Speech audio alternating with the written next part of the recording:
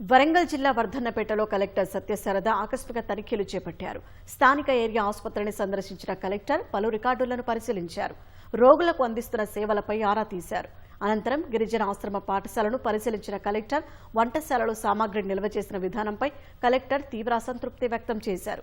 నిల్వ చేసిన పప్పు, బియ్యం పిండి, పుచ్చుపట్టిన కూరగాయలను చూసి సిబ్బందిపై మండిపడ్డారు. విధుల్లో నిర్లక్ష్యం వహించిన హాస్టల్ వార్డెన్పై చర్యలు తీసుకోవాలని అధికారులను ఆదేశించారు.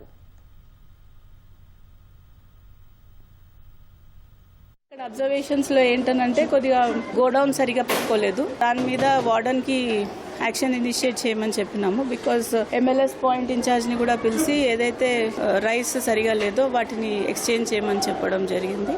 అపార్ట్ ఫ్రమ్ దాట్ ఇక్కడ మంకీ మెనేజ్ కూడా మనకి కనపడింది. సో వేరే స్కూల్స్ లో మేము గ్రిల్స్ ఏర్పాటు చేయడం జరిగింది. అదే ప్లాన్ ప్రకారం ఇక్కడ కూడా గ్రిల్స్ ఏర్పాటు చేస్తే సేఫ్ జోన్ లోకి ఉంటారు అనేది ఒకటైతే మనం చూడడం జరిగింది.